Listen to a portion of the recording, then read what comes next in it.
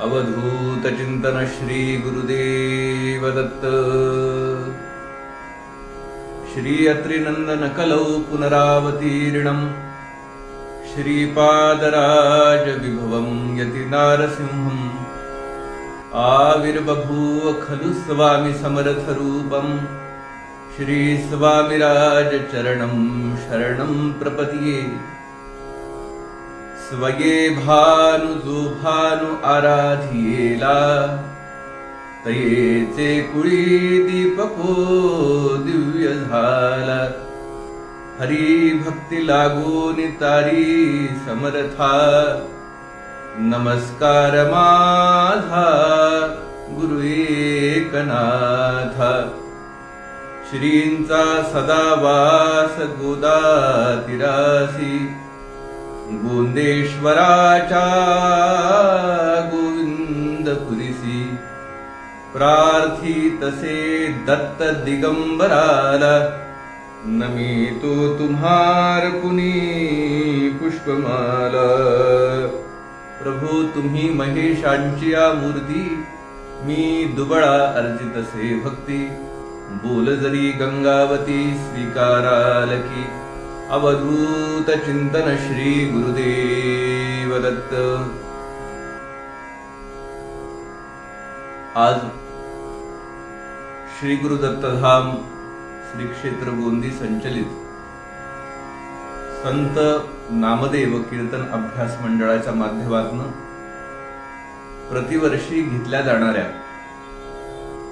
देवर्षी श्री नारद महाराजांच्या जयंतीनिमित्त आयोजित होणाऱ्या देवर्षी श्री नारद व्याख्यान मालेत आज व्याख्यानाची संधी, व्याख्यानाची सेवा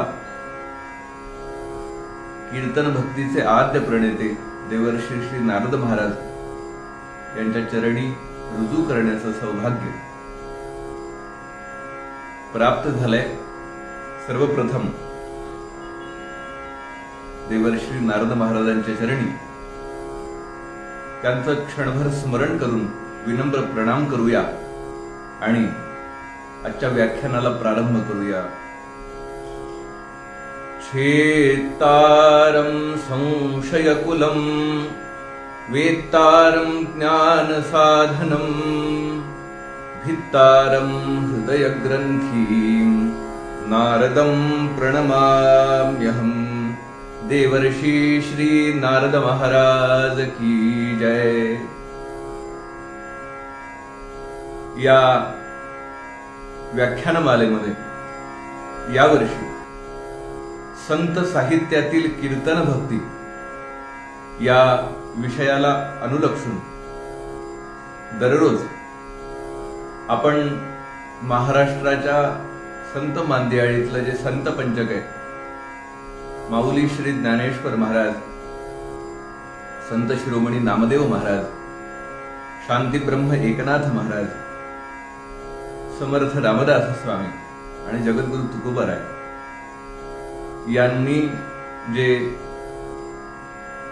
वाङ्मय, यांनी जे साहित्य तुम्हा आम्हाला दिशा देण्यासाठी लिहून ठेवलं, त्या साहित्यात जी कीर्तन भक्ती संतांना अपेक्षित होती अशा पद्धतीचा विषय या वर्षीच्या व्याख्यानमालेसाठी निवडला गेलेला आहे। आणि या विषयांतर्गत आजच्या व्याख्यानाचा विषय शांती ब्रह्म श्री एकनाथ महाराजांच्या साहित्यातील कीर्तन भक्ती अशा पद्धतीचा आहे। खरं म्हणजे कीर्तन भक्तीचा अभ्यास करत असताना, कीर्तन परंपरेचा, कीर्तन संस्थेचा अभ्यास करत असताना कीर्तन म्हणजे नेमकं काय, कीर्तन कसं असावं, कीर्तनाची नेमकी व्याख्या काय आहे याचा आपण जेव्हा अभ्यास करतो त्यावेळी मला असं वाटतं की हा अभ्यास करत असताना संत साहित्य हे सर्वात जास्त मार्गदर्शक ठरतं। आपल्याकडे आध्यात्मिक क्षेत्रामध्ये कुठल्याही गोष्टीचा अभ्यास करताना सर्वसाधारणपणे त्या गोष्टीचा उल्लेख कुठल्या ग्रंथात कसा झालाय, कुठल्या साहित्यात कसा झालाय, सर्वसाधारणपणे याचा विचार केला जातो, याचा अभ्यास केला जातो आणि त्यानंतर त्या गोष्टीची व्याख्या ठरवली जाते, व्याख्या निश्चित केली जाते। भगवंताला सर्वाधिक प्रिय असणाऱ्या कीर्तनाची व्याख्या, कीर्तन भक्तीची व्याख्या निश्चित करताना संत साहित्याच्या शिवाय फार मोठा दुसरा कुठला आधार असेल असं मला तरी वाटत नाही। वास्तविक जेव्हा चिंतन मांडलं जातं, चिंतन केलं जातं, तेव्हा असं सांगितलं जातं नेहमी की ग्रंथ 3 प्रकारचे असतात। सर्वसाधारणपणे आम्ही ज्या ग्रंथांचा अभ्यास करतो, ग्रंथ 3 प्रकारचे असतात। एक काही श्रुती संमत ग्रंथ आहेत, त्यांना श्रुत ग्रंथ असं म्हणतात, ज्यामध्ये 4 वेद येतात, ऋग्वेद, यजुर्वेद, सामवेद आणि अथर्वण वेद। या 4 वेदांच्या ज्या संहिता आहेत आणि काही वेदांग आहेत, याला श्रुत ग्रंथ असं म्हणण्याची प्रथा आहे। त्याचबरोबर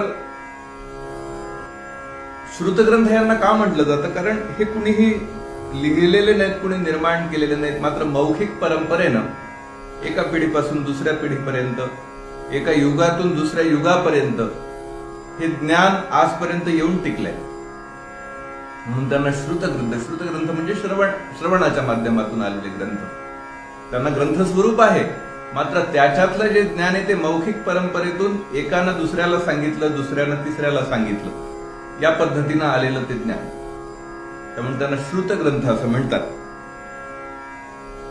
ग्रंथांचा दुसरा प्रकार आहे कृत ग्रंथ। कृत ग्रंथ म्हणजे कुणीतरी लिहिलेले, त्याला कुणीतरी करताय।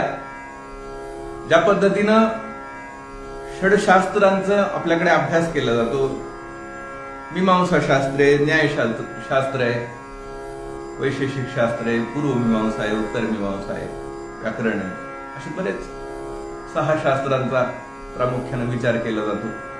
या शास्त्रांना कुणीतरी करताय, त्यामुळं त्या ग्रंथांना कृत ग्रंथ तिथून पुढे म्हणण्याची पद्धत निर्माण झाली। वेद आले, वेदांनंतर शास्त्र आले, शास्त्रानंतर पुराण आले।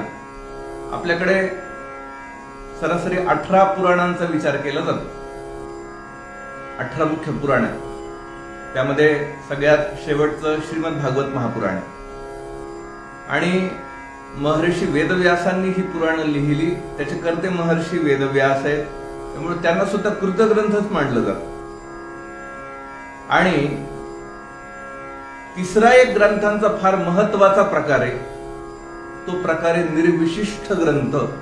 निर्विशिष्ट ग्रंथ म्हणजे असे ग्रंथ की ज्यांना वेदांतानं प्रस्थानत्रयीची उपमा दिली, वेदांतानं किंवा आमच्या अध्यात्मशास्त्रानं प्रस्थानत्रयीची जागा दिली, प्रस्थानत्रयीचं पद दिलं। सर्वसाधारणपणे वेदांतामध्ये ब्रह्मसूत्र असतील, गीता भागवत असेल, उपनिषद असेल, या पद्धतीच्या ज्ञानाला प्रस्थानत्रयीची संज्ञा आहे। वारकरी संप्रदायामध्ये, भागवत संप्रदायामध्ये ज्ञानेश्वर महाराजांची भावार्थ दीपिका ज्ञानेश्वरी, शांतीब्रह्म एकनाथ महाराजांचं एकनाथी भागवत आणि तुकोबारायांची अभंग गाथा, याला प्रस्थानत्रयीचा दर्जा आहे, प्रस्थानत्रयी असं त्याला म्हटलं जातं। आणि याला निर्विशिष्ट ग्रंथ याकरता म्हणायचं कारण यामध्ये जे आलेलं ज्ञान आहे ते कुणीतरी सांगावांगीवर कोणाच्या आलेलं आहे असंही नाही, कुणीतरी मनानं काहीतरी लिहून ठेवलं असंही नाही, मात्र ते ज्ञान इतकं विशिष्ट पद्धतीनं सूत्रबद्ध केलेलं आहे की ते सूत्र त्रिकाला बाधित आहेत, त्याला कुठल्याही पद्धतीचा कालसापेक्षता कुठल्याही काळामध्ये, अगदी 400 वर्षापूर्वीचा एखादा अभंग असेल आणि त्या अभंगाचा आजचा अर्थ असेल आणि त्या काळातला संदर्भ असेल, तो संदर्भ बदलत नाही. तो तितकाच ताजा तवाना टवटवीत वाटतो. तो आजच्या काळालाही तितकाच लागू पडतो. ज्ञानेश्वर माऊलींनी लिहिलेल्या ओव्या त्या काळातल्या असतील, परंतु त्या आजही तितक्याच लागू पडतात. ब्रह्मसूत्र असतील, ब्रह्मसूत्रामधील एखादं सूत्र असेल, ते सूत्र बदलत नाही. तुकोबारायांची भाषा बदलत नाही. ती त्रिकाला तीनही काळांना पुरून उरते. नाथांची भाषा तीनही काळांना पुरून उरते. ज्ञानेश्वर महाराजांची भाषा तीनही काळांना पुरून उरते. म्हणून या ग्रंथांना, जे प्रस्थानतईचे ग्रंथ आहेत, विशेषतः त्या ग्रंथांना निर्विशिष्ट ग्रंथ असं म्हणण्याची पद्धत आहे. जेव्हा अभ्यास आपण ग्रंथांचा करतो किंवा ग्रंथांचे प्रकार आपण ज्यावेळी पाहतो, हे सांगण्याचं कारण माझं इतकंच आहे की आपण जो विषय निवडलाय संत साहित्यातील कीर्तन भक्ती, मुळात संत साहित्य हे या तीन पद्धतींपैकी, तीन प्रकारांपैकी नेमकं कुठल्या प्रकारामध्ये मोडतं. तर माझं वैयक्तिक असं मत आहे की संत साहित्य निर्विशिष्ट ग्रंथ प्रकारात मोडतं. जरी संतांनी ते ग्रंथ स्वतः रचलेले असले, केलेले असले, तरी सुद्धा कुठल्याही संतांच्या संत साहित्य संपदेतली जी भाषा आहे ती निर्विशिष्ट स्वरूपाची आहे, ती सूत्र स्वरूपाची आहे, ती त्रिकाला बाधित स्वरूपाची आहे. तिला कुठल्याही प्रकारचा देश काल या पद्धतीचा काय म्हणता येईल त्याला, एक प्रकारचं तिला त्या पलीकडे गेलेली ती भाषा आहे. त्यामुळे एखाद्या गोष्टीची व्याख्या ठरवायची असेल, एखादी गोष्ट नेमकी काय आहे हे पाहायचं असेल, त्याचा अभ्यास करायचा असेल, तर अगदी साधं सोपं सरळ उत्तर संत साहित्यातून आम्हाला मिळतं.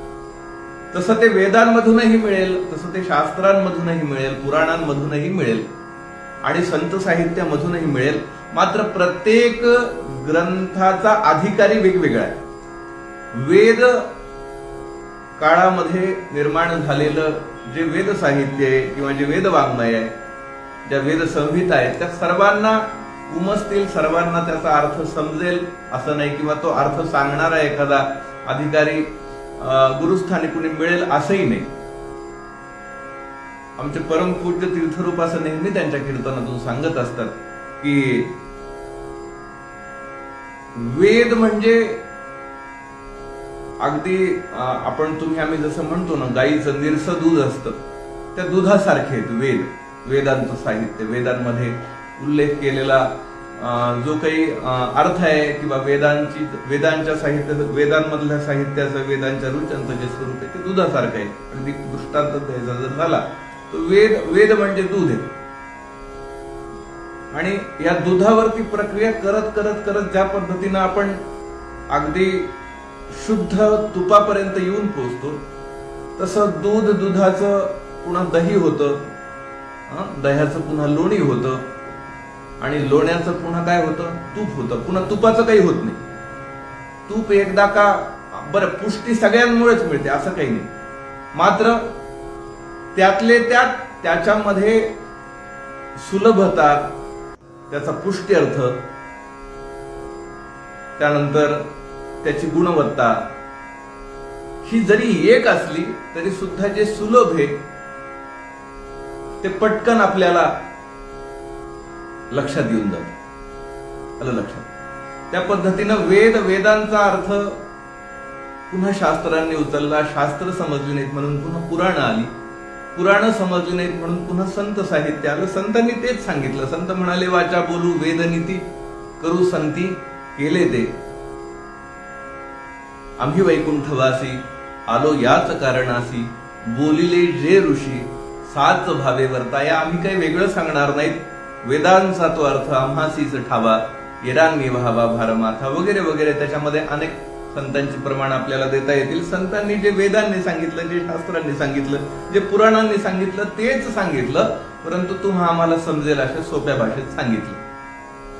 आणि महाभारताच्या ग्रंथामध्ये एक सर्वांना सुपरिचित असलेला प्रसंग असा आहे की युधिष्ठिराला तो यक्ष जेव्हा वेगवेगळे प्रश्न विचारतो, त्यावेळी यक्षाचा एक प्रश्न त्या यक्ष प्रश्नामध्ये असा आहे की तो म्हणतो, को दिक, दिशा कोणती आहे? दिशा कशाला म्हणावं किंवा दिशा म्हणजे नेमकं काय? आता आपल्याला माहिती आहे, आपण दश दिशांचा विचार करतो. पूर्व आहे, पश्चिम आहे, दक्षिण आहे, उत्तर आहे, आग्नेय, नैऋत्य, वायव्य, ईशान्य, ऊर्ध्वाधर वगैरे वगैरे. युधिष्ठिरानं विचार केला की हा यक्ष प्रश्न विचारतोय दिशा कोणती आहे, याला सर्वसामान्य जे उत्तर आहे, याला कुठलीही एक दिशा दाखवून चालणार नाही, त्या 10 दिशा आहेत. त्यावेळी युधिष्ठिरानं धर्मराजानं दिलेलं उत्तर हे अत्यंत महत्वाचं आहे, अत्यंत विचारात घेण्याजोगं आहे. युधिष्ठिर महाराज तिथे असं म्हणतात, ते म्हणतात संतो दिक. यक्ष प्रश्नाचं ते उत्तर असं त्याच्यामध्ये उल्लेख केलेला आपल्याला सापडेल की को दिक, दिशा कोणती, तर ते म्हणाले संतो दिक, जी संतांनी दाखवली ती दिशा. श्रुतिर्विभिन्ना स्मृतयश्च भिन्नाः नैको मुनिर्यस्य वच प्रमाणम धर्मस्य तत्वं निहतं गुहायाः महाजनो येन गत सपंथः, असं सुभाषितकार लिहितात. म्हणजे काय की श्रुती असतील, स्मृती असतील, पुराण असतील, प्रत्येकाचं सांगणं वेगवेगळं आहे. प्रत्येक पुराणामध्ये त्या त्या पुराणाच्या जो काही पुराण पुरुष आहे, जो काही मुख्य आहे, त्याचं वर्णन केलेलं आढळेल, त्याचं गुणगान केलेलं आढळेल. प्रत्येक पुराणामध्ये ही भिन्नता आहे. शास्त्रांमध्ये प्रत्येकानं आपलं मत ठासून मांडले, प्रत्येक शास्त्रामध्ये भिन्नता आहे. वेदांमध्ये तशीच भिन्नता आहे. प्रत्येकाचं म्हणणं वेगवेगळं आहे. अनेक मतांतर आहेत आणि या मतांतरांच्या गलबल्यामध्ये नेमकं कुठल्या रस्त्यानं जायचं, नेमकं कुठल्या वाटेनं जायचं हे जेव्हा समजत नाही, त्यावेळी युधिष्ठिराचं उत्तर इथे तुमच्या आमच्यासाठी फार महत्वाचं ठरतं. युधिष्ठिर महाराज असं म्हणतात की संतो दिक, संत ज्या मार्गानं गेले त्या मार्गानं आपण जावं. मार्ग दावून गेले आधी दयानिधी संत तेणे मार्गे जावो जाता, तेणेची पंथे चालो जाता, न पडे गुंता कोठे काय. कुठल्याही प्रकारचा गुंता, कुठल्याही प्रकारचा संदेह न ठेवता जर पुढे जायचं असेल तर काय करावं लागतं, तर संत ज्या वाटेनं गेले त्या वाटेनं जावं लागतं. बरं, आता संत कुठल्या वाटेनं गेले, संत तर आता नाहीत. मग संत जरी नसले तरी त्या संतांच्या वाङ्मय मूर्ती तुमच्या आमच्यासाठी आहेत. ज्ञानेश्वर महाराजांची ज्ञानेश्वरी आहे, नामदेवरायांची गाथा आहे, नाथांचं एकनाथी भागवत आहे, एकनाथ महाराजांची गाथा आहे, तुकोबरायांचा गाथा आहे, समर्थांचा दासबोध आहे. समर्थ जरी नसले तरी त्यांचा दासबोध म्हणजे त्यांचं प्रत्यक्ष स्वरूपच आहे, असं त्या दासबोधामध्येच वर्णन आहे. ज्ञानेश्वर माऊली जरी नसले तरी ज्ञानेश्वरी ही त्यांचीच वाङ्मय मूर्ती आहे. एकनाथ महाराज जरी तुमच्या आमच्यामध्ये आज देहरूपाने नसले तरी सुद्धा त्यांचं एकनाथी भागवत म्हणजे प्रत्यक्ष एकनाथ महाराज असेल. मग त्याच्याकडे जावं, त्या ग्रंथाकडे जावं आणि ग्रंथ कृपा आधी संपादन करावी. ग्रंथात काय लिहिलंय ते पाहावं. ग्रंथ कृपा संपादन केली की संत कृपा संपादन होते आणि संत कृपा संपादन केल्याशिवाय भगवंत कृपा करीत नाही, असं सूत्र आहे. आधी ग्रंथ, मग संत आणि मग भगवंत. मग कीर्तनाची भक्ती, कीर्तनाचा एक प्रकारचा विचार नेमका संतांनी काय मांडला, असं जेव्हा एक प्रकारचं चिंतन समोर आलं तेव्हा असा विषय ठरला की संत साहित्यात नेमकी संतांना अभिप्रेत असणारी कीर्तन भक्ती कोणती. कारण तुम्ही आम्ही निरूपणासाठी, पूर्वरंगासाठी, चिंतनासाठी कीर्तनामध्ये विपुल प्रमाणामध्ये संत साहित्याचा आजही परामर्श घेतो. मग जे कीर्तन आपण करतो त्या कीर्तनाच्या बाबतीत नेमकं संतांचं मत काय आहे, नेमकं या संत मांदियाळींना अनुलक्षित असणारं, अभिप्रेत असणारं कीर्तन काय आहे, संतांना अनुलक्षित असणारी कीर्तन भक्ती काय आहे, याचा कुठेतरी विचार व्हावा, सांगोपांग विचार व्हावा. आणि त्यामध्ये महाराष्ट्रामध्ये आपण खूप भाग्यवान आहोत. दुर्लभम भारते जन्म महाराष्ट्रे सुदुर्लभम या न्यायानं महाराष्ट्रामध्ये संतभूमी असलेल्या या महाराष्ट्रामध्ये अनेक संत होऊन गेले. त्यामधले हे 5 संत म्हणजे महाराष्ट्राचे पंचप्राण आहेत. जसे आपल्या शरीरामध्ये पंचप्राण असतात ना, तसं महाराष्ट्र धर्म ज्यामुळे आज टिकलाय, त्या महाराष्ट्र धर्माचे, त्या महाराष्ट्राचे हे 5 संत म्हणजे पंचप्राण आहेत. ज्ञानदेव, नामदेव, नाथ, तुकोबा, समर्थ. याच्यामधला एक जरी संत वजा केला, एक जरी आपण म्हणतो ना आपल्या देहामध्ये पंचप्राण, त्यातला एक जरी मायनस झाला, एक जरी वजा झाला, तरी सुद्धा शरीराचं चलन वलन जसं बिघडून जाईल तसं या 5 संत मंडळींपैकी ह्या संत पंचकामधला एक जरी संत वजा केला तरी जो भागवत धर्म आहे, जी महाराष्ट्राची संत परंपरा आहे, जो आमचा भागवत धर्म संप्रदाय आहे त्याचं चलनवलन बिघडून जाईल. म्हणून प्रामुख्यानं या 5 संत मंडळींचा विचार कदाचित या व्याख्यानमालेत करण्यात आलेला असावा. त्यापैकी आजचा जो विषय आहे तो अत्यंत महत्वाचा आहे, अत्यंत मोलाचा आहे. काल आपण संत शिरोमणी नामदेवरायांच्या साहित्यातील कीर्तन भक्ती ऐकली आहे. त्याआधी ज्ञानेश्वर माऊलींच्या ज्ञानेश्वरी माऊली काय म्हणतात ते ऐकलंय. आणि आज फार मोठी जबाबदारी त्याच्याही पुढची माझ्याकडे आली की शांतीब्रह्म एकनाथ महाराज यांच्या साहित्यात अनुलक्षित असणारी कीर्तन भक्ती मला आपल्या समोर मांडायची. वास्तविक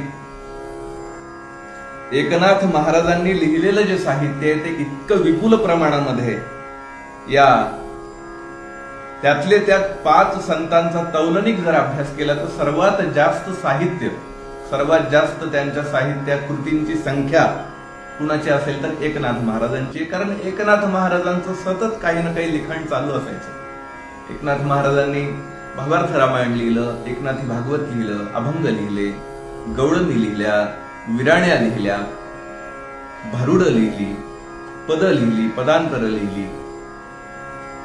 आणि त्या व्यतिरिक्त वेदांताचे कित्येक ग्रंथ लिहिले. हस्तामलका सारखा ग्रंथ आहे, चतुश्लोकी भागवतासारखा ग्रंथ आहे आणि कित्येक आपल्याला अपरिचित असणारे सुद्धा ग्रंथ आहेत नाथ महाराजांचे. त्यामुळं त्यांच्या एकूण साहित्याचा परामर्श घेणं हे तर अत्यंत कठीण आहे. म्हणजे एखाद्या मशकानं एखादा समुद्र पोहून जावा इतकं ते कठीण आहे. दिलेल्या वेळामध्ये या सर्व साहित्याचा परामर्श घेऊन त्याच्यामध्ये अनुलक्षित असणारी कीर्तन भक्ती मांडणं हे देखील अत्यंत जोखमीचं काम आहे. कारण अत्यंत जाणकार, अत्यंत अभ्यासू असणारी सर्व श्रोते मंडळी ही व्याख्यानमाला सर्वदूर ऐकते याची मला जाणीव आहे.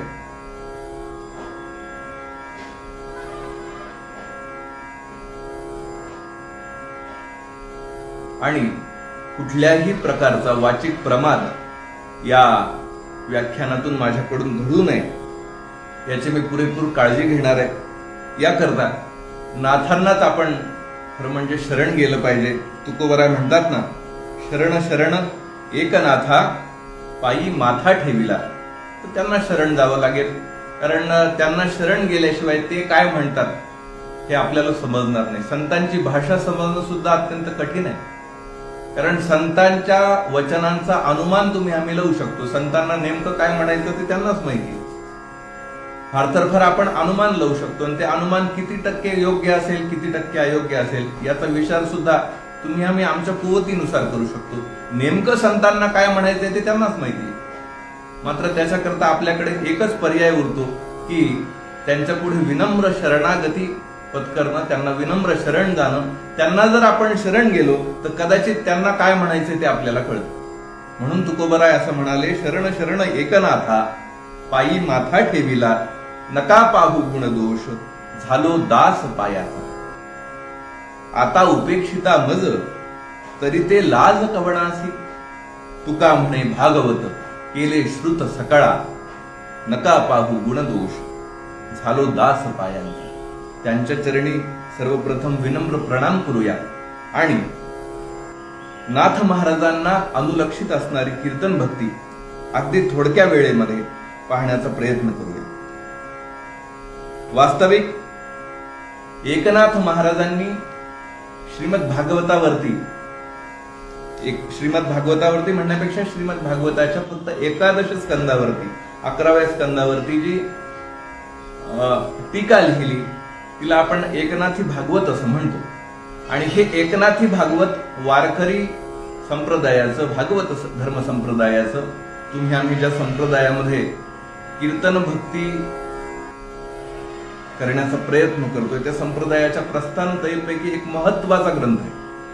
आणि या ग्रंथाचं वैशिष्ट्य असं आहे की जेव्हा मी अभ्यास करत होतो या विषयाचा तेव्हा माझ्या असं लक्षात आलं की सर्वसाधारणपणे एकनाथी भागवतामध्ये 31 अध्याय आहेत आणि कितीतरी श्लोक आहेत.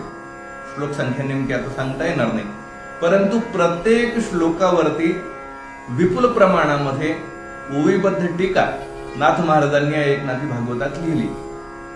आणि प्रत्यक्ष भगवान गोपाल कृष्ण, भगवान द्वारकाधीश उद्धवाला उद्धव गीतेमधून जे ज्ञान देतात, कारण श्रीमद भागवताचा 11 स्कंद म्हणजे उद्धव गीता असं सुद्धा म्हटलं जातं, की भगवंतानं त्याच्या 2 भक्तांना त्याच्या जवळचं जे ज्ञान आहे, ज्ञान फक्त दोघांनाच दिलं, बाकी घरच्या मंडळीला कुणाला काही सांगितलं नाही. मात्र जे त्याचे निस्सीम भक्त होते, एक अर्जुन आणि दुसरे उद्धव, अर्जुनाला श्रीमद भगवद्गीतेचं ज्ञान रणांगणावरती दिलं आणि दुसरं महत्वाचं ज्ञान जो अत्यंत जवळचा भक्त होता भगवंताचा उद्धव, त्या उद्धवाला ज्ञान दिलं. अर्जुन भक्त होता. आमचे वडील नेहमी असं सांगतात त्यांच्या श्रीमद भागवत कथेमध्ये तीर्थरूप, की अर्जुन भक्त होता परंतु ज्ञानी नव्हता. त्याला ज्ञान दिलं. गीता म्हणजे ज्ञान आहे. आणि उद्धव ज्ञानी होते परंतु कदाचित त्यांना ज्ञानी असल्यामुळं थोडासा ज्ञानाला अहंकाराचा वारा लागलेला असतो, म्हणून त्याचं जे ज्ञान आहे ते भक्तियुक्त कसं करता येईल, त्याला भक्तीची कशी जोड देता येईल, भक्तीचं स्वरूप नेमकं काय हे सांगण्यासाठी त्याला भागवत सांगितलं. म्हणून उद्धवाला भागवत सांगितलं आणि अर्जुनाला गीता सांगितली. तसं श्रीमद भागवत 12 स्कंदांचं आहे, 18,000 श्लोकांचे. त्यापैकीचा 11 स्कंद म्हणजे 11वा स्कंद ही उद्धव गीता आहे. आणि या 11व्या स्कंदावरती नाथांनी टीका जी लिहिली ती 31 अध्यायांची आहे. त्याच्यामध्ये प्रत्येक श्लोकाच्या टीकेमध्ये कुठे ना कुठे कीर्तन हा शब्द येतो. कीर्तनावरती एक तरी ओवी आपल्याला सापडते, एक तरी. आता एवढ्या सगळ्या ओव्यांचा परामर्श घेणं तर शक्य नाही, परंतु त्यातले त्यात एकनाथ महाराजांनी यात ज्या पद्धतीच्या ओव्या उद्धृत केल्यात त्या ओव्यांमध्ये जास्तीत जास्त प्रमाणामध्ये 2 गोष्टी आल्यात. एक गोष्ट आली ती म्हणजे कीर्तन महिमा आणि दुसरी गोष्ट आली कीर्तन मर्यादा. नाथांच्या साहित्याचं हे वैशिष्ट्य आहे.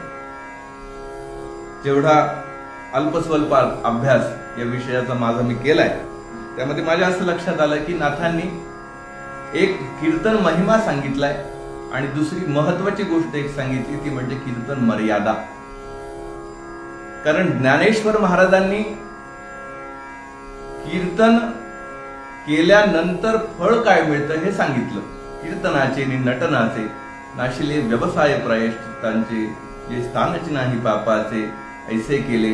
या पद्धतीनं ते म्हणाले की कीर्तन केल्यावर काय होतं, फळ काय आहे ते आधी जगाला सांगितलं. नामदेवरायांनी ती कीर्तन भक्ती आचरून दाखवली. बोलू ऐसे बोल जेणे बोले विठ्ठल द्रोल, नाचू कीर्तनाचे रंगी, ज्ञानदीप लावू जगी वगैरे वगैरे. ज्ञानेश्वर महाराजांनी कीर्तन केल्यानं काय होतं हे सांगितलं.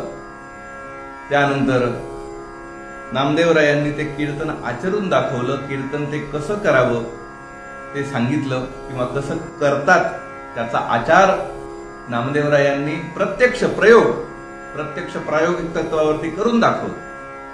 कारण हे दोनही संत समकालीन आहेत आणि संत श्रेष्ठ नामदेवरायांना आपण कीर्तन भक्तीचे आद्य कीर्तनकार महाराष्ट्रातले कोण आहेत तर नामदेव महाराज आपण म्हणतो. कारण नामदेवराय सुद्धा उद्धवाचेच अवतार आहेत. अवतार मालिकेनुसार आपण जर पाहिलं तर प्रत्येक युगामध्ये युगाचा भक्तनामा उभा कीर्तनी अशा पद्धतीचा त्यांचा उल्लेख आहे.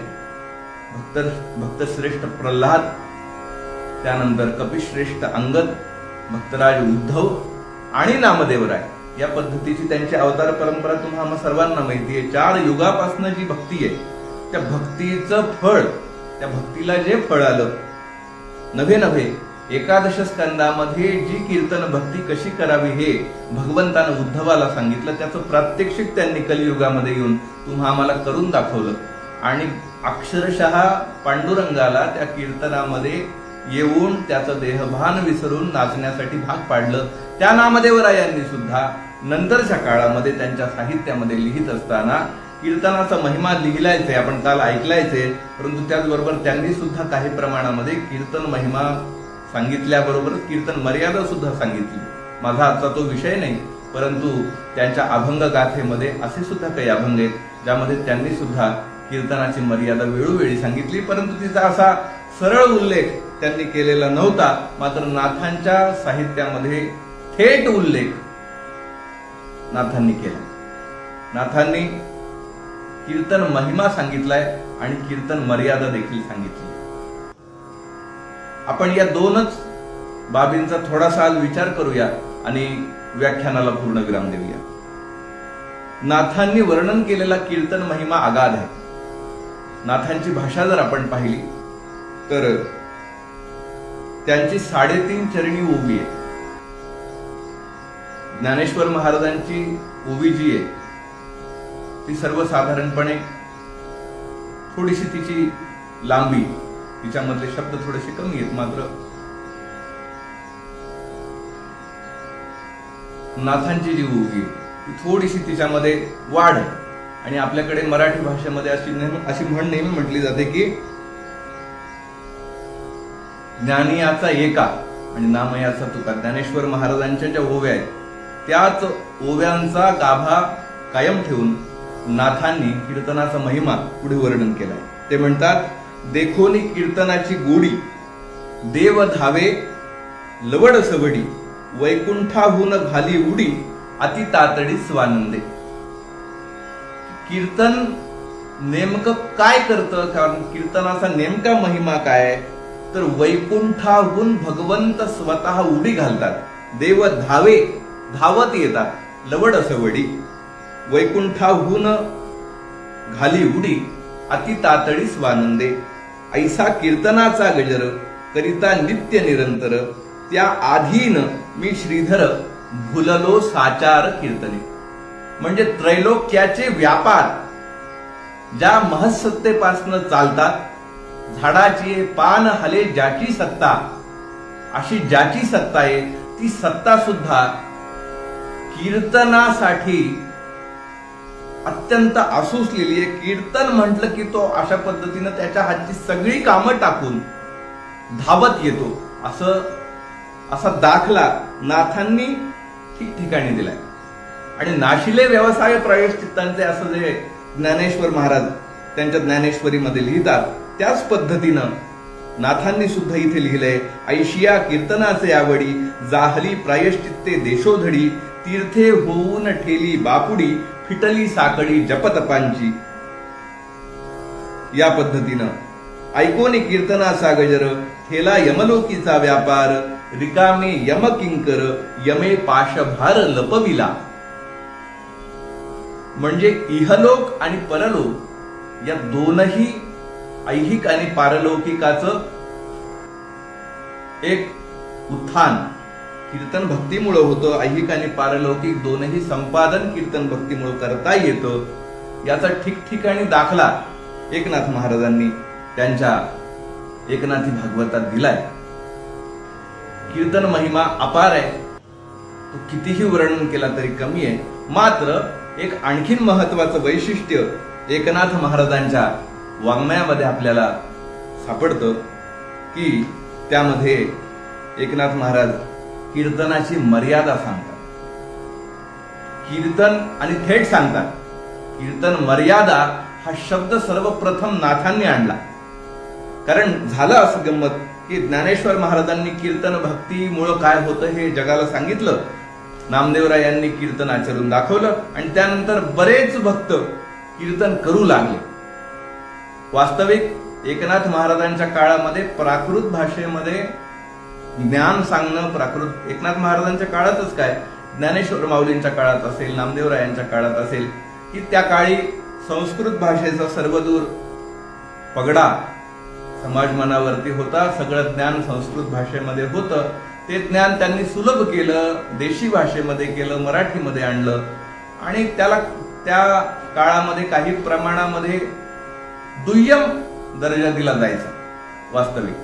मात्र नंतर ज्ञानेश्वर महाराज नामदेवरायांच्या काळानंतर हळूहळू हे सगळं ज्ञान प्राकृतामध्ये आलं. ये मराठीची नगरी, ब्रह्मविद्येचा सुकाळू करी वगैरे वगैरे. आणि अध्यात्म विद्या ही प्राकृतामध्ये आल्यानंतर सगळ्यांना, सर्वसामान्यांना समजू लागली. संतांनी रचना केल्या, त्या रचना सर्वतोमुखी झाल्या, लोकांच्या मुखोद्गत झाल्या, ऐकून ऐकून पाठ झाल्या. कुठल्याही पद्धतीचं प्रसार माध्यम त्या काळामध्ये नसताना, कुठल्याही पद्धतीचं प्रचार माध्यम त्या काळामध्ये नसताना संतांचे अभंग जसेच्या तसे लोकांच्या मुखोद्गत झाले. लोक कीर्तन करू लागली. मात्र गंमत अशी झाली की हे कीर्तन करत असताना हळूहळू या कीर्तनामध्ये सुद्धा काही कुप्रथा घुसू लागल्या आणि मग कीर्तन मर्यादा सांगण्याची जी वेळ आली, त्या कीर्तन मर्यादा सांगण्याची जबाबदारी, कीर्तन मर्यादा सांगण्याची निकड एकनाथ महाराजांना कदाचित जाणवली असावी त्यांच्या काळामध्ये. म्हणून त्यांनी कीर्तन मर्यादा हा थेट शब्द वापरून कीर्तनाची मर्यादा सांगितली. त्यांचा खूप सुप्रसिद्ध अभंग आहे, आपण सर्वांना तो परिचयाचा आहे. नाथ महाराज असं म्हणतात, सगुण चरित्रे परम पवित्रे सादर वर्णावी, सज्जन वृंदे मनोभावे आधी वंदावी, संत संगे अंतरंगे नामची बोलावे, कीर्तन रंगी देवा सन्निध सुखे डोलावे, वगैरे वगैरे. नाथ महाराज म्हणतात कीर्तन रंगावं आणि कीर्तन असं रंगावं की देव भक्त आणि वक्ता आणि श्रोता, देव भक्त वक्ता श्रोता यांच्यामध्ये भेद न राहता अभेद निर्माण व्हावा. एकनाथ महाराजांच्या काळातली कीर्तनं किंवा एकनाथ महाराजांची कीर्तन सुद्धा अशीच रंगलेली होती. अत्यंत त्या कीर्तनाच्या रंगात रंगून गेलेले असायचे नाथ महाराज. असा दाखला आहे, असा उल्लेख आहे की भगवान ज्यावेळी एकनाथ महाराजांच्या घरी पाणी वाहत असे, त्याचबरोबर चंदन उगाळत असे, त्याचबरोबर नाथांच्या कीर्तनामध्ये स्वतः द्वारकाधीश भगवान गोपाल कृष्ण टाळ धरत असे. 12 वर्षे पाणी वाहिलं, 12 वर्षे चंदन घासलं आणि 12 वर्षे टाळ धरून कीर्तनाला प्रत्यक्ष भगवंतानं साथ केली. निळा म्हणे देव राबे ज्याचे घरी, दत्त सोपदारी करीत असे, असा नाथांचा अधिकार आहे. त्या नाथांचं नेमकं कीर्तन कसं असेल हो, तर नाथांचं कीर्तन कसं असेल याचा दाखला स्वतः नाथांनी त्यांच्या साहित्यात दिलाय. नाथ कसं म्हणतात, त्या कीर्तनाचा अनुभव त्यांनी लिहिलाय. ते म्हणतात, नित्य नवा कीर्तनी कैसा ओढवला रंग, श्रोता आणि वक्ता स्वये झाला श्रीरंग, आल्हादे वैष्णव करीती नामाचा घोष, हरिनाम गर्जता गगनी न माये हरुष, पदोपदी कीर्तनी निवता हे जनमन, आवडी भुकेली तेने गिळले गगन, एका जनार्दनी गाता हरीचे नाम, निमाली इंद्रिये विषये विसरली काम. ही अवस्था ज्या ठिकाणी प्राप्त होते, जी गोष्ट करताना प्राप्त होते, ते कीर्तन नाथांना अभिप्रेते. म्हणूनच नाथांनी कीर्तन मर्यादेमध्ये असं लिहिलंय, कीर्तन रंगी देवा सन्निध सुखे डोलावे. हा कीर्तन रंग नाथांना अपेक्षित आहे. वक्ता आणि श्रोता स्वये झाला श्रीरंग, स्वतःचा देहभाव विसरून भगवंताशी त्यांनी तादात्म्य साधावं, भगवंताशी एकरूप व्हावं. या नाव कीर्तन रंग. आणि यासाठी काय करावं लागेल तर नाथ म्हणतात, भक्ती ज्ञाना विरहित गोष्टी इतरा न कराव्या, प्रेम भरे वैराग्याच्या युक्ती विवराव्या, जेणेकरून मूर्ती ठसावे अंतरी श्रीहरीची, ऐसी कीर्तन मर्यादा हे संतांच्या घरची, अद्वय भजने अखंड स्मरणे वाजवी करटाळी, एका जनार्दनी मुक्त होय तात्काळ. कीर्तन मर्यादा म्हणजे काय याचं एक फार मोठं काय म्हणता येईल त्याला सर्क्युलर तुमच्या आमच्या भाषेमध्ये नाथांनी त्या काळात काढलं.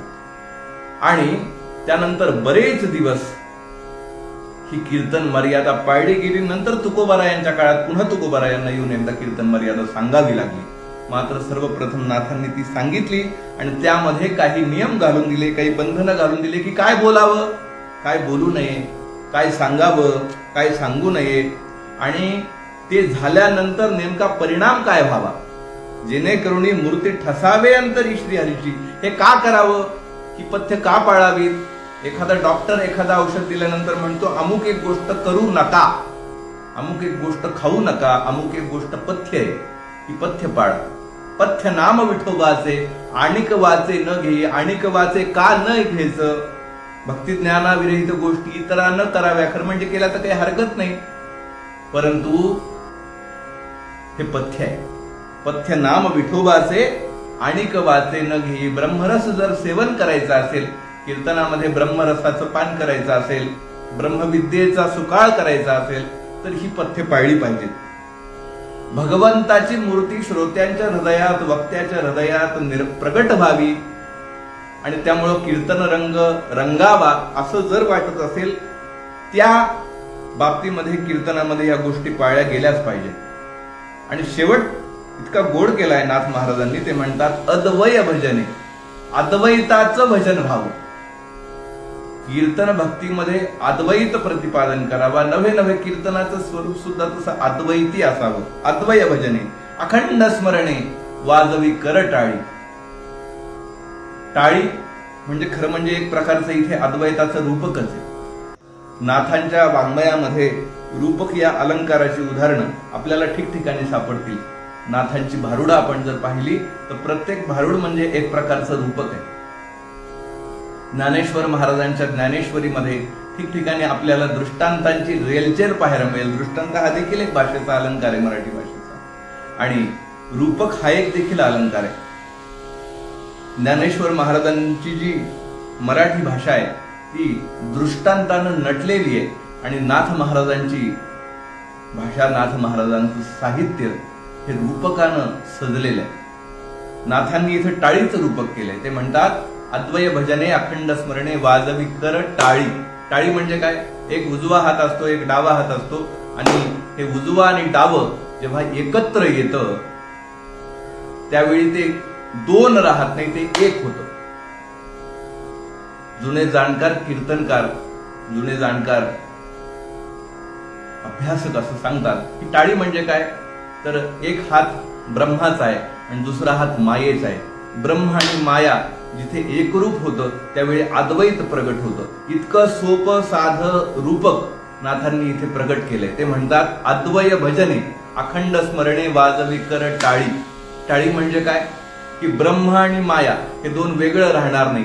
देव आणि भक्त दोन वेगळे राहणार नाहीत. वक्ता आणि श्रोता दोन वेगळे राहणार नाहीत, एक होतील आणि तिथे अभेद तयार होईल. आणि ही अभेद भक्ती म्हणजे कीर्तन आहे असं नाथांना म्हणायचंय कदाचित. एका जनार्दनी मुक्त होय तात्काळी, मग तिथे मोक्षानुभव मिळतो. मुखी नाम हाती मोक्ष, ऐसी साक्ष भूतांची, अशा पद्धतीची तिथे जाणीव निर्माण होते. आणि हीच कीर्तन मर्यादा. नाथांनी आणखीन एक नाथांचा अभंग आहे कीर्तन मर्यादेचा, ठिकठिकाणी नाथांनी सांगितली. आणि ही कीर्तन मर्यादा कुणाच्या साक्षीनं सांगितली आहे, तर भगवंतानी जी उद्धवाला कीर्तन मर्यादा सांगितली ती इथे सांगितली आहे. बरं, तुम्ही म्हणाल नाथांनी मनानं सांगितली, नाथ एवढे 150 कधी कुसून झाले. एखाद्यानं कुणी कुणाला जर काही सांगायचं तर त्याचं ऐकलंही गेलं पाहिजे ना. नाही तर तुम्ही काय आम्हाला ज्ञान सांगता, तुम्ही कोण मोठे विद्वान लागून गेले. नाथ म्हणतात नाही, माझ्या मनचं सांगत नाही. तर ही कीर्तन मर्यादा कुणी कुणाला सांगितली, तर नाथांनी स्पष्ट उल्लेख केलाय. कीर्तनाची मर्यादा कैसी देव सांगे उद्धवासी. भगवंतानी उद्धवाला उद्धव गीतेमध्ये जी कीर्तनाची मर्यादा सांगितली ती मी तुम्हाला सांगतो. वास्तविक एकनाथ महाराज हे प्रत्यक्ष महाविष्णूंचेच अवतार असा मी मानतो. भानुदासाची एक ओळी महाविष्णूंचा अवतार. शांतीब्रह्म एकनाथ महाराज म्हणजे प्रत्यक्ष महाविष्णू. ज्ञानेश्वर महाराज म्हणजे प्रत्यक्ष महाविष्णू, मात्र 2 वेळा अवतार घ्यावा लागला.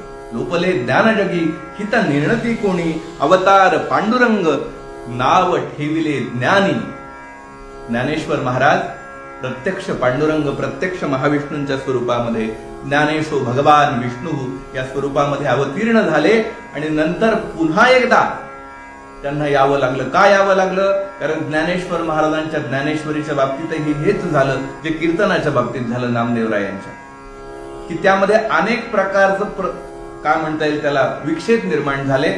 आणि ती ज्ञानेश्वरी प्रतिशुद्ध करावी लागली. ती प्रतिशुद्ध करण्यासाठी पुन्हा अवतारच घ्यावा लागला. मग पुन्हा स्वये भानु जो भानु आराध गेला, तेचे कुळी दीपको दिव्य झाला. तेच ज्ञानेश्वर महाराज, तेच महाविष्णू पुन्हा एकदा नाथांच्या स्वरूपामध्ये या पृथ्वी तलावर अवतीर्ण झाले. आणि ज्ञानेश्वर माऊलींच उर्वरित कार्य एकनाथ महाराजांनी पुढे नेलं. म्हणून ज्ञानी याचा एका. जरी एकनाथी भागवत ही भागवतावरची टीका असेल तरी सुद्धा आपण जर थोडासा तौलनिक अभ्यास केला तर ज्ञानेश्वरीचं एक्सपान्शन, ज्ञानेश्वरी जर आपण ही समरी मांडली, वास्तविक गीतेवरची टीका ज्ञानेश्वरी आहे आणि त्या ज्ञानेश्वरी वरची टीका नाथ भागवत आहे. वास्तविक पाहता एकनाथी भागवत हे एकादश स्कंदावरची टीका आहे, परंतु ओव्यांचा आपण जर तौलनिक अभ्यास केला तर आपल्या असं लक्षात येईल की ज्ञानेश्वरीमध्ये जे ज्ञानेश्वर माऊलींना सांगायचंय तेच नाथांनी आणखीन पुन्हा उलगडून आणखीन सोप्या भाषेत तुम्हाला आम्हाला 31 अध्यायांमधून सांगितलंय. नाथ म्हणतात ही कीर्तन मर्यादा मी माझ्या मनची सांगत नाही, तर ही कीर्तन मर्यादा कोण कोणाला सांगतंय? कीर्तनाची मर्यादा कैसी देव सांगे उद्धवासी, गावे नाचावे साबडे न घालावे कोडे त्या काही. मिळेल तरी खावे अन्न अथवा परणे ती भक्षून, जाईल तरी जावो प्राण परी न सोडावे कीर्तन. हे कोण कोणाला सांगतंय? हे सांगतायत प्रत्यक्ष भगवान उद्धवाला. गावे नाचावे साबडे न घालावे कोडे त्या काही. मिळेल तरी खावे अन्न अथवा परणे ती भक्षून. तुकोबाराय पुढे जाऊन सांगतात ना, हो जेथे कीर्तन करावे तेथे अन्न न सेवावे. त्या आदिनाथांनी हे सांगितलंय, मिळेल तरी खावे अन्न, नाही मिळालं ना अथवा परणे ती भक्षून, झाडाची पानं खावी, कडुनिंबाचा पाला खावा, मात्र कीर्तन सोडू नये. जाईल तरी जावो प्राण परी न सोडावे कीर्तन. ही कीर्तन मर्यादा उद्धवाला भगवंतांनी जी सांगितली तीच कीर्तन मर्यादा नाथांनी पुन्हा एकदा सांगितली. आमची कीर्तनाची परंपरा नेमकी कोणती? प्रत्येक जण आपापली परंपरा सांगेल, परंतु नाथांनी जी परंपरा सांगितली त्यांच्या कीर्तनाची ती कुठली आहे? संतांच्या कीर्तनाची परंपरा कुठली? ती सुद्धा नाथांनी त्यांच्या साहित्यात उद्धृत करून ठेवली. ते म्हणतात परंपरा कीर्तन झाली मागून आली आणि वार. आम्ही स्वतः हे काही नवीन तयार केलेलं नाही, हे पहिलंच आहे, हे मागून आलंय. उद्धवा सांगे जनार्दन कीर्तन पावन कलिमाजी. अर्जुना तोच उपदेश कीर्तन उद्देश सर्वथा. एका जनार्दनी तत्पर कीर्तन करावे निरंतर. ही कीर्तन परंपरा नाथांनी सांगितली, कीर्तन मर्यादा नाथांनी सांगितली.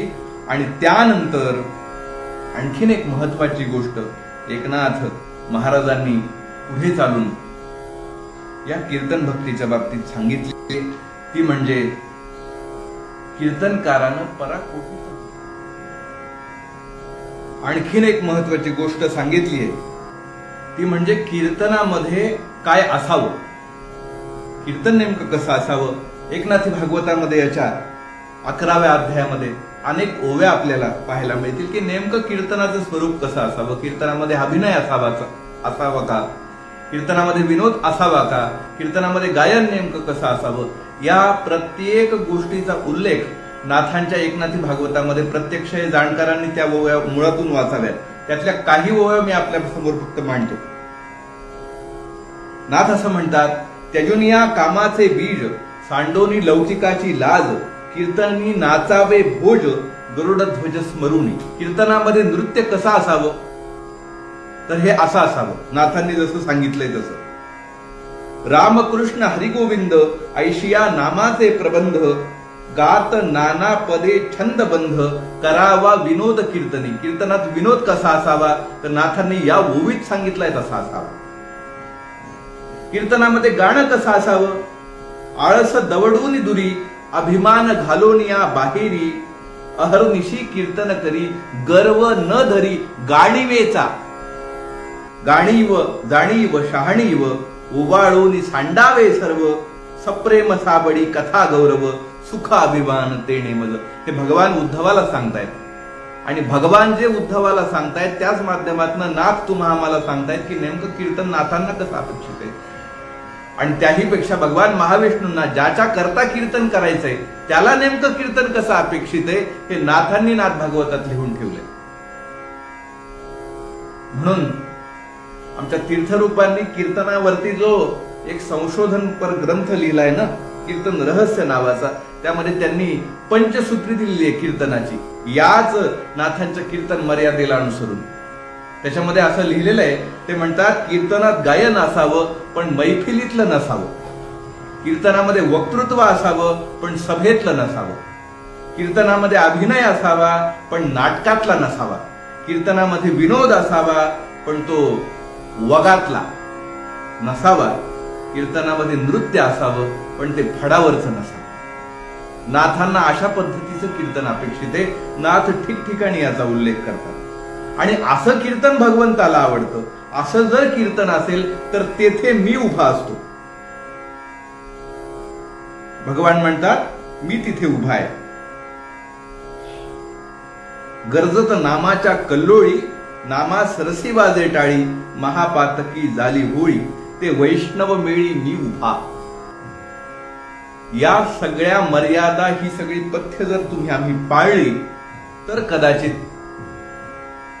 कीर्तन, नाथांना अभिप्रेत असणारं कीर्तन हे भक्ती ठरेल आणि ती कीर्तन भक्ती भगवंतापर्यंत पोहोचेल.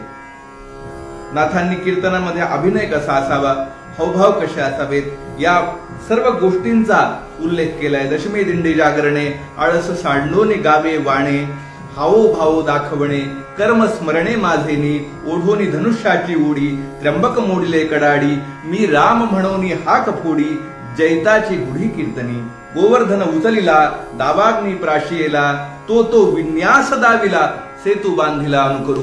कीर्तनामध्ये अभिनय असा असावा की भगवंतानी ज्या ज्या लीला केल्या त्या लीलाचं प्रत्यक्षीकरण, त्या लीला प्रत्यक्ष चित्र डोळ्यासमोर यावं. नाथांचं साहित्य आपण जेव्हा वाचतो, विशेषतः भावार्थ रामायणासारखा ग्रंथ आपण जेव्हा वाचतो, आपल्याला असं लक्षात येतं की पराकोटीची नाट्यमयता नाथांच्या नुसत्या वाङ्मयात आहे. नाथांचं कीर्तन काय असेल, एखाद्या गोष्टीचं चित्र समोर कसं निर्माण करावं, श्रोत्याच्या शब्दातून, शब्दचित्र. कीर्तनकाराकडं मुख्य त्याचं जे भांडवल आहे तेच म्हणजे शब्द आहे. आम्हा घरी धन शब्दांचीच रत्ने, बाकी त्याच्याकडे आहे काय.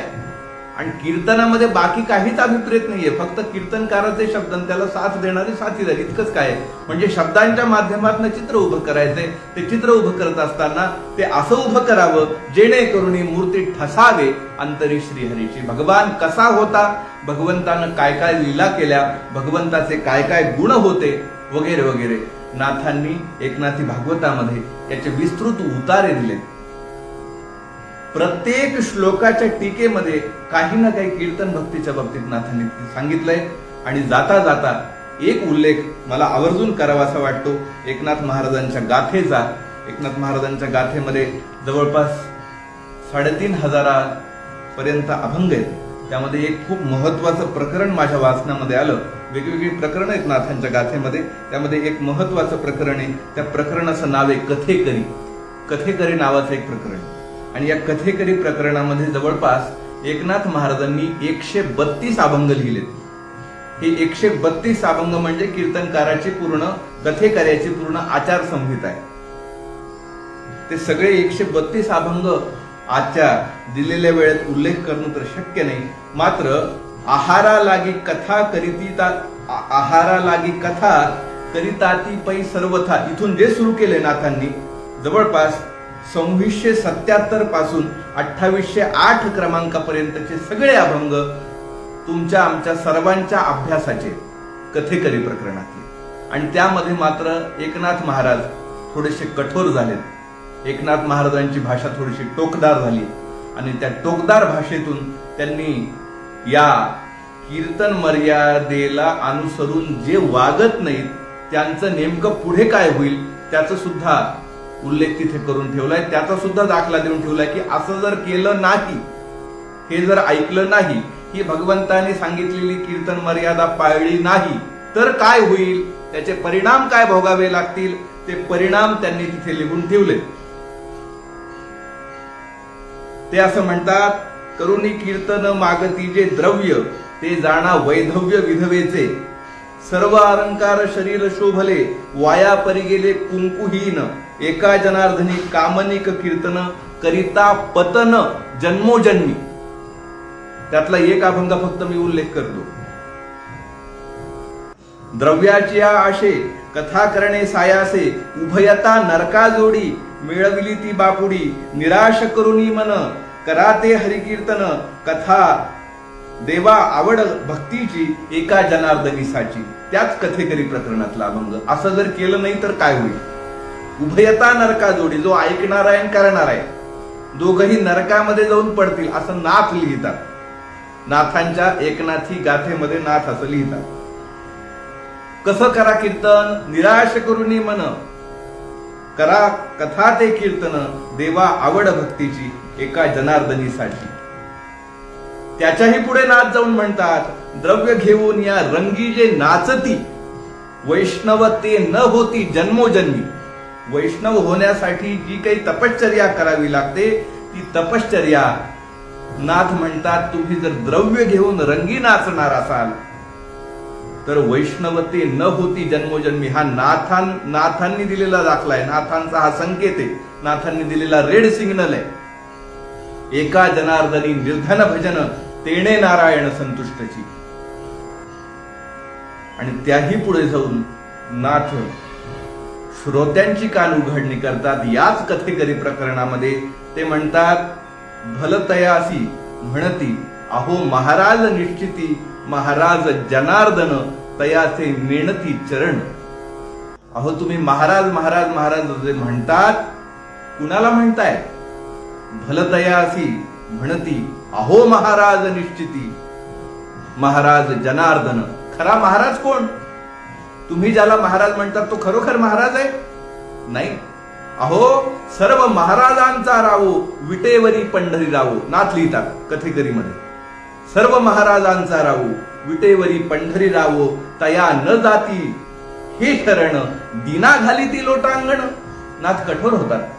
नाथ श्रोत्यांना सुद्धा विचारतात, तुम्ही नेमकं महाराज महाराज महाराज म्हणून ज्यांना डोक्यावर घेतलंय त्यांचा अधिकार तुम्ही तपासलाय का? ते या मर्यादेनुसार कीर्तन करतायत का? तुम्ही कुणाला तरी नामवंत म्हणायचं, कुणाला तरी डोक्यावरती उचलून घ्यायचं, कुणाची तरी प्रसिद्धी करायची, कुणाच्या तरी पायावरती लोटांगण घालायचं, पण सगळ्या महाराजांचा रावो, सगळ्या जगाचा आगला बाप तिथं पंढरीला विटेवरती उभाय. विटेवरी पंढरी रावो तया न जाती शरण, दिना घाली ती लोटांगण. आणखी काय लिहून ठेवायचं बाकी ठेवले नाथांनी? दुर्दैव इतकंच आहे की तिकडे आपलं लक्ष नाही. जे जे कथा करणारे कथेकरी आहेत, जे जे कीर्तन करणारे कीर्तनकार आहेत, जे जे पुराण सांगणारे पुराणिक आहेत, जे जे भागवत कथा करणारे वक्ते आहेत, या प्रत्येकानं वेळ काढून एकदा तरी हे 132 अभंग अवश्य वाचावेत. म्हणजे नेमकं नाथांना नव्हे नव्हे भगवंतांना अपेक्षित असणारी कथा नेमकी काय हे आपल्याला समजेल. वेळेची मर्यादा लक्षात घेऊन नेमकं नाथांना कीर्तन भक्तीच्या बाबतीत काय सांगायचंय हे सांगण्याचा या व्याख्यान सेवेच्या माध्यमातून यथाशक्ती प्रयत्न केला. वेळेची मर्यादा आहे. नाथांचं साहित्य अपरंपार आहे. एकनाथ महाराजांच्या शब्दांना नेमका काय अर्थ लावायचा एकनाथ महाराजांच्या शब्दांचा आणि तो नेमका कसा मांडायचा याकरता माझ्याकडे असलेली शब्द संपत्ती ही अत्यंत कमी आहे, अत्यंत तुकडी आहे. पण जाता जाता एक सांगू का की आमच्या वैद्यकीय क्षेत्रामध्ये, आम्ही ज्या क्षेत्रामध्ये काम करतो, आमच्या औषधी निर्माणाच्या क्षेत्रामध्ये, वैद्यकीय क्षेत्रामध्ये 2 प्रकारची औषधं असतात. एक तुष्टी देणारी आणि एक पुष्टी देणारी. एक औषध घेतल्यानंतर माणसाची रोगप्रतिकारक शक्ती वाढते, माणसाला एक प्रकारचं सामर्थ्य प्राप्त होतं, ताकद तयार होते. अशा प्रकारची काही औषधं असतात. आणि दुसऱ्या प्रकारची काही औषधं अशी असतात की काही आजार झाला की ते आजार झाल्यानंतर ती गोळी घेतली की तात्पुरतं बरं वाटतं, तात्पुरता तो रोग बरा होतो, तात्पुरतं छान वाटतं, फ्रेश वाटतं एकदम. त्याला आमच्या वैद्यकीय भाषेमध्ये आम्ही स्टेरॉइड असं म्हणतो. ते स्टेरॉइडल ड्रग घेतले, स्टेरॉइडल औषधं घेतली की डोकं दुखायचं ताबडतोब राहतं. अगदी 5 मिनिटांमध्ये डोकं दुखणं राहतं, अंगदुखी राहते. मात्र त्याचे फार मोठे दुष्परिणाम असतात, साईड इफेक्ट्स असतात स्टेरॉइड औषधं घेतली तर. आणि काही औषधं अशी असतात जी आयुर्वेदानं सांगितलेली आहेत. आयुर्वेदामध्ये बऱ्यापैकी अशी औषधं आहेत की ज्यामुळं पुष्टी मिळते. पुष्टी मिळते म्हणजे काय? रोगप्रतिकारक क्षमता वाढते. त्यामुळे रोग होत नाही कुठला. कीर्तनाच्या बाबतीत नाथांना कदाचित तेच अभिप्रेत असावं. कीर्तनाच्या बाबतीत नाथ असं म्हणतात की जगाला नव्हे स्वतःला तुष्टी हवी आहे का पुष्टी हवी आहे? तुष्टी हवी असेल तर मग नाथांची कीर्तन मर्यादा अभ्यासावी लागेल, आणि पुष्टी हवी असेल तर मग जे चाललंय ते चालू द्यावं लागेल. स्टिरॉइड घेतल्यानंतर अंगावरती सूज येते, तिला ताकद आपण नाही म्हणू शकत. तशी अंगावरती आलेली सूज आणि खरोखर ताकदीनं कमावलेलं शरीर यात जो फरक आहे, कदाचित तोच फरक आज जे कीर्तन म्हणून चित्र आपल्या डोळ्यासमोर दिसतंय त्या कीर्तनात आणि नाथांच्या काळातल्या नित्य नवा कीर्तनी कैसा ओढवला रंग या कीर्तनात असावा. शरीरावरती सूज असू नये, शरीराला पुष्टी असावी. त्याचप्रमाणे जो समाज आहे, ज्या समाज पुरुषामध्ये आपण वावरतो, त्या समाज पुरुषाच्या शरीरावरती देखील उपासनेचं तेज असावं, भक्तीचं सामर्थ्य असावं, आणि तीच भक्तीची सामर्थ्याची उपासना कीर्तनाच्या माध्यमातून करावी. मुख्य उपासना ती असावी, आणि त्यामुळं केवळ पुष्टी न वाढता तुष्टी वाढेल, सूज न वाढता अंगावरती ताकद वाढेल. या पद्धतीची कीर्तनं जी नाथांना अभिप्रेत आहेत ती तुमच्या आमच्या सर्व अभ्यासकांना ऐकायला मिळावीत, अशी भावना शांती ब्रह्म एकनाथ महाराजांच्या चरणी व्यक्त करतो. आणि नाथांच्या शब्दामध्ये या व्याख्यानाला पूर्ण विराम देतो. नाथ भगवंताजवळ असं मागतात, ते म्हणतात, माझी मुख्य उपासना लागेन संतांच्या चरणा, भांडवल हेची देख भक्तियुक्त उपासना, मन वसो संतापाई आर्त ठाई कीर्तनी, एका जनार्दनी विनवणी करीतसे. या व्याख्यान सेवेमध्ये जे काही चांगलं बोललो असेल, जे काही योग्य बोललो असेल, ती गुरुकृपा. जे चुकलं असेल, जे कठोर झालं असेल, जे टोकदार झालं असेल, ते कदाचित माझ्या वाणीचे दोष आपण सर्व जाणकार, विद्वान, अभ्यासक श्रोते मंडळी मोठ्या उदार मनानं मला माफ कराल आणि माझ्या वाणीचे दोष आपल्या पदरात घ्याल. या पद्धतीनं आपल्या सर्वांच्या चरणी पुनश्च एकदा विनम्र प्रणाम करतो आणि आजच्या व्याख्यान सेवेला पूर्ण विराम देतो. अवधूत चिंतन श्री गुरुदेव दत्त. दत्तात्रय जनार्दन एकनाथ श्री सद्गुरुनाथ. अनंत कोटि ब्रह्मांड नायक राजाधिराज यतिराज श्री गुरु स्वामी महाराज की जय. देवर्षि नारद महाराज की जय. अवधूत चिंतन श्री गुरुदेव दत्त.